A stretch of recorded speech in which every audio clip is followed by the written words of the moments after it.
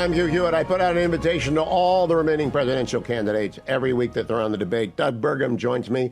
Governor, what did you make of Wednesday night? The last time you said you thought there were going to be rules. This time you kind of interrupted too. So what did you think of the setup and the format and the rules?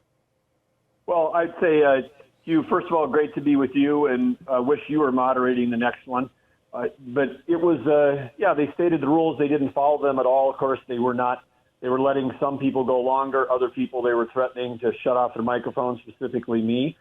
Yes, I interrupted. Thank goodness I did. Otherwise, my first question would have been 40 minutes in. I didn't come to the debate to observe. I came to be part of a political debate, not part of a, constructed political theater where it's designed with the open mics to create content that create a conflict between Republican candidates that then the network can use to pump up their, clickbait and their viewership.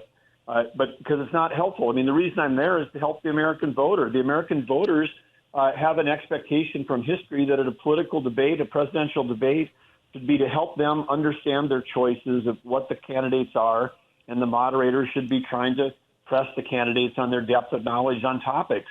And I'm up there as the only governor of an energy state, and they have a discussion on energy, and I don't get asked a question. When I try to insert, I'm threatened to be shut down. When they were talking about the border, I'm the one that's actually got troops down there flying helicopter missions from San Diego to the Gulf. Don't get a question. And when asked to insert, said, no, we're going to somebody else.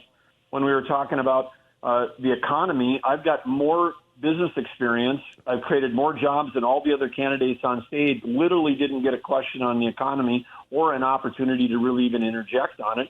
And then on China, which is the most important topic of all, national security, is when I was in 1989, I was a kid. I was an entrepreneur starting a company. My first trip to China as a business person, 1989, I walk into a street market and there's Great Plains software being sold for $1 a disc for a 5 1/4-inch floppy when we were selling it for $5,000 a module. So I've had my intellectual property being ripped off by China for 34 years, and other people have figured out in the last couple months that China is a problem. And then I can't even fight my way in on that conversation. So we fought for every minute we got. Clearly, there's an agenda to try to, pick the winners, reduce the number of candidates now, not let the voters in Iowa and New Hampshire do that, but to have the network do that. And, and whether that's in collaboration with RNC or not, who knows. But I'm just going to keep fighting for the American people. And on these issues, the economy, energy, national security, these matter. And we're going to have to find every outlet we can to make sure people know that they have a choice. They've got a fighter that has experience in these areas more than the other candidates and can actually drive solutions, because that's what we've done in North Dakota. Governor, the key question that wasn't asked. Donald Trump is the front runner by a lot, both nationally and in the Iowa and New Hampshire polls. He was a commander-in-chief for 4 years, and he got rid of al-Baghdadi. He crushed ISIS. He killed Soleimani. He moved the Israeli embassy. He got the Abraham Accords done. Why would Doug Burgum be a better commander-in-chief than former President Trump returning to the office?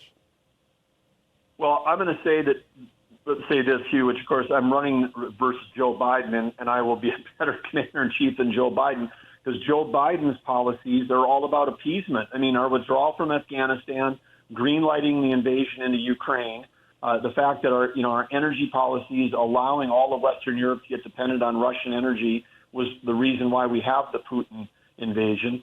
And what's going on at the southern border, where we've got the equivalent of 6 states. We've got Maine, New Hampshire, Vermont, Rhode Island, Joe Biden's home state of Delaware, and Montana are the number of people that we've processed into this country, quote, seeking asylum, under Joe Biden. But then there's another 1.5 million called known gotaways that are on the dashboard of the Border Patrol when I'm down there getting a... But Governor, in all due respect, that is like Vivek's answer on TikTok, meaning I won't answer your question, Hugh. Why are you better than Donald Trump, who you have to beat first if you're going to go take on Joe Biden or whoever becomes their nominee? Why are you better than Donald Trump? Well, Hugh, I would say in the complex world that we're in today, it's more than just sending troops.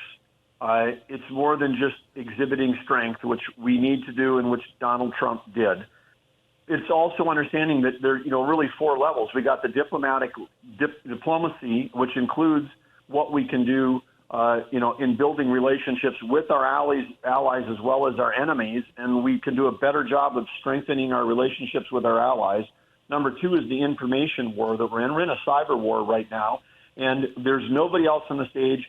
And if Donald Trump was there, also included, that's got 30-plus years in the tech industry. I understand software. I understand cyber. I understand cybersecurity. I understand what's going on right now as a sitting governor. And there's a cyber war happening every day, and the leaders of that include Iran, Russia, North Korea, China, our four biggest enemies attacking us every day. There's the military piece, of course, which you've mentioned, which we can drive forward. And then economically, you have to understand how the economy works.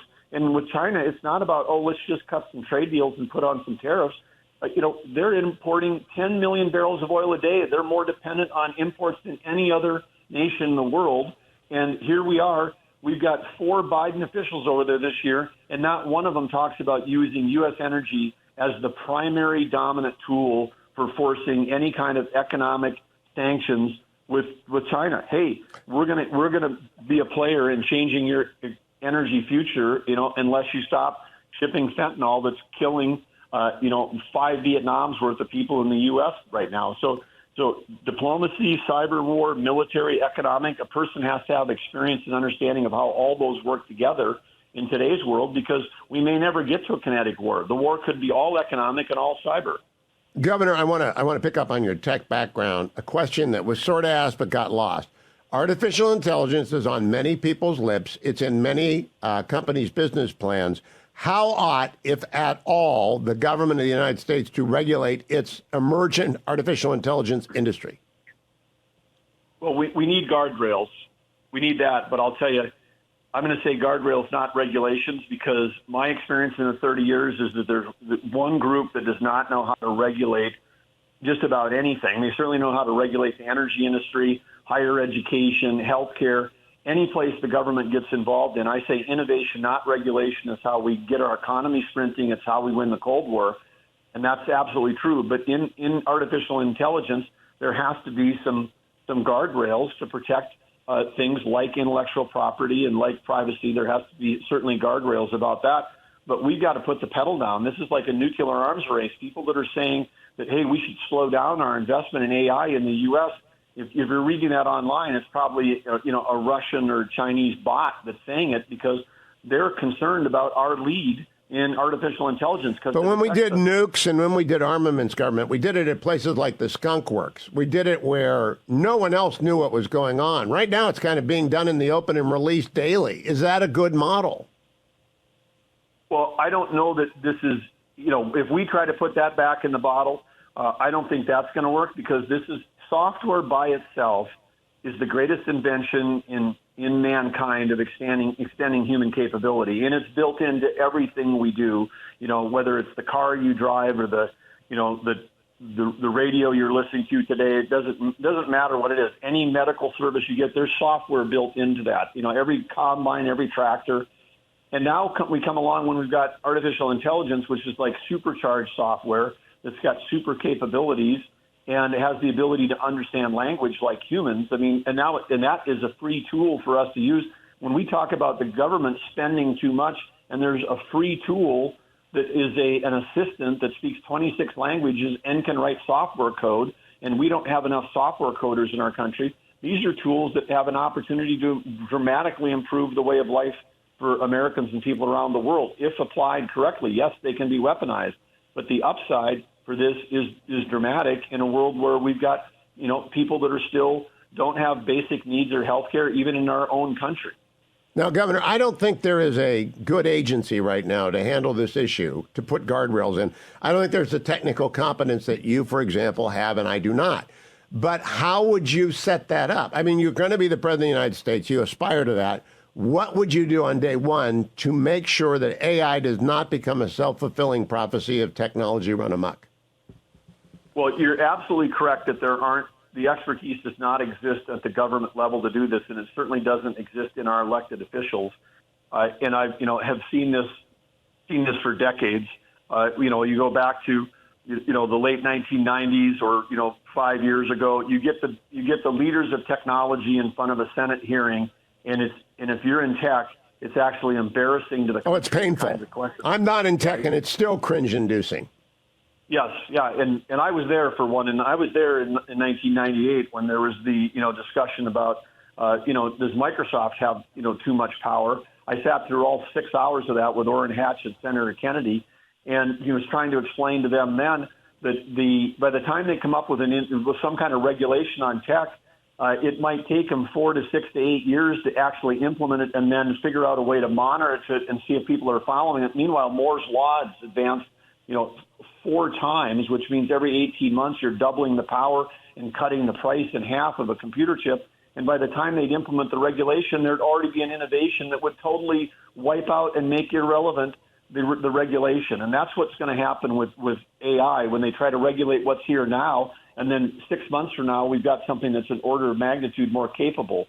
And so they won't be able to keep up with it. They'll fail if they try to somehow put it back in the box with we're going to just stop progress because we're afraid. They have to be willing, and as when I'm your president, part of what we have to do is get the people that are actually in the industry. There are people that understand this that actually want the guardrails also, but there has to be collaboration in this case with our industry and with that industry, with the defense industry. We've got to rebuild our defense capability, and we've got to get the technical people working with our defense. Our defense procurement process is so broken. I was talking to one of the small suppliers last night. He's 40% of the U.S.'s small military defense companies have all gone out of business in the last decade because everything goes to the big providers because they're the ones that have enough lawyers to be able to sort through, all of the red tape associated with procurement. Then we can't do things like, give Taiwan Harpoon missiles now as opposed to, we'll get them to you in 2027.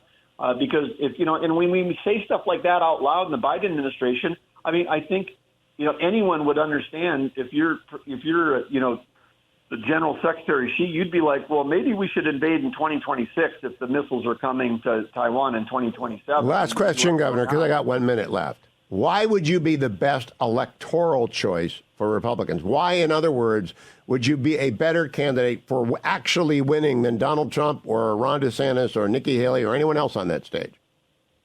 Well, because I can actually win. I mean, this election is going to occur. 43 states are already baked. It's 7 swing states. In those 7 swing states, there's 20 counties. In those 20 counties, in those 7 swing states, those 20 counties are not. The rural states are red. Red's going to win that. Blue, urban's going blue. In those swing counties, it's going to be middle-aged. It's going to be college-educated women that are the swing voters that decide this election. And we know which households they're in, and we know the message it's going to take to win with them. And so we started from the beginning running a campaign that would allow us to win November of 2024, not just win a few primary states. So we're in the best position to win. We've thought about that, and we know, beginning with the end in mind, that we've got a strategy that will put us in the White House. Governor Doug Burgum, very nice to talk to you again this morning. Thank you for spending time with me on the Friday after the debate. I know it's a busy schedule. Thank you. Thank you, Hugh, for having me on. I appreciate all the work you do, and I hope you do get to moderate like you have done in the past. We'll see. Thank you, Governor.